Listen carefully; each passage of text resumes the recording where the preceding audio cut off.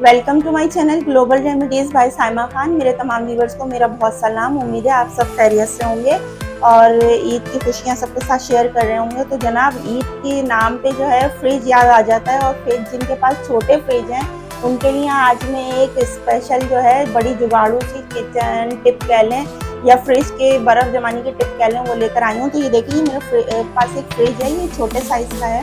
तो इसको देखिए, मैं खोल के दिखा रही हूँ। तो इसका कुछ ऐसा हाल है कि मुझे इसकी अंदर की ट्रे भी निकालनी पड़ी है, और इसको जो है निकालने के लिए मैंने ये देखे इतना स्पेस नहीं है इसमें कि मैं कहीं बर्फ़ जमाने के लिए अलग से कुछ रख सकूँ यहाँ पर। तो मैं बहुत सेटिंग से करके रखने के बावजूद भी ये बस मेरे पास इतना स्पेस खाली बचा है। तो मेरे पास जब ये सामान नहीं था, अभी इससे पहले तो मैं ये बर्फ़ के बाउल भर के रख देती थी तो ये आ जाता था। अब ये रखूँ तो ये आता नहीं है, दरवाज़ा ही बंद नहीं होता। छोटा वाला रखती हूँ, देखिए ये उससे छोटे साइज़ का है, तब भी मैं इसको भर के रख दूँ तब भी ये इसमें बर्फ़ जम नहीं सकती। अच्छा, दूसरा ये कि गर्मी है तो कोल्ड ड्रिंक्स के लिए या किसी भी शेक के लिए बर्फ़ की बहुत ज़रूरत है। फिर मैंने इस टाइप की एक थैली ली, उसमें मैंने पानी भरा, उसको मैंने रखा। तो जनाब थोड़ी देर तो वो रखी रही, उसके बाद वो किसी चीज़ से टच होकर वो पूरी थैली यहाँ फट गई और पानी पूरा अंदर हो गया। मुझे दोबारा से इसको क्लीन करना पड़ा। तो फिर मैंने सोचा कि क्यों ना इसके लिए एक जुगाड़ लगाई जाए। मैंने जहन में एक आइडिया आया, तो मैंने कहा बस मेरे पास ही सिर्फ इतना सा ही स्पेस है, तो मुझे इतने ही स्पेस में कुछ ऐसा रखना है जिसमें ये बर्फ़ जम जाए। तो जनाब, इसके लिए मैंने क्या किया है, ये देखिए मैं आपको दिखाती हूँ कि ये मुझे जहन में आया कि ईद के साथ साथ देखें कोल्ड ड्रिंक्स जो होती हैं हमारे पास बॉटल्स आ जाती हैं इतनी सारी, तो छोटी बड़ी हर तरह की बॉटल्स होती हैं। तो ये 2 बॉटल्स थी मेरे पास खाली हुई हुई थी, और इससे ज़्यादा भी मेरे पास खाली हुई हुई है।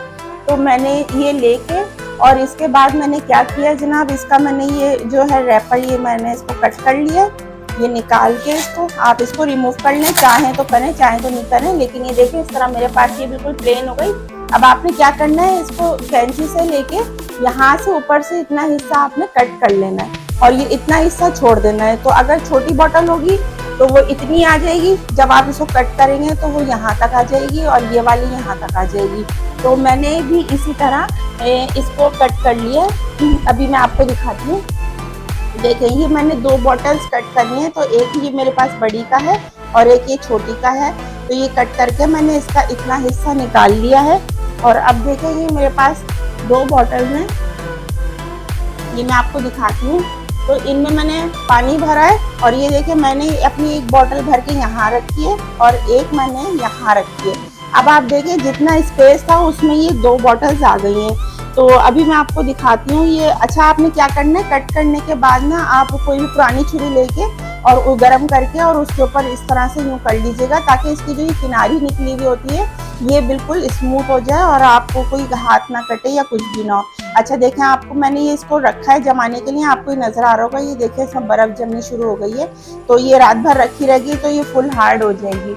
अच्छा, अगर आपको लगता है कि आपके फ्रिज में कुछ लहसुन अदरक टाइप की कोई चीज़ रखी है या पानी में स्मेल ना आ जाए, अब इसके ऊपर ढक्कन कैसे रखें, तो आप दोबारा से ये थैली ले लें, ये वाली जो हम अपनी किचन में रखते हैं। तो आप इसको इस तरह ढक कर, ये देखिए मैंने इसको इस तरह ढक दिया है और इसको मैं वापस इस तरह रखती हूँ।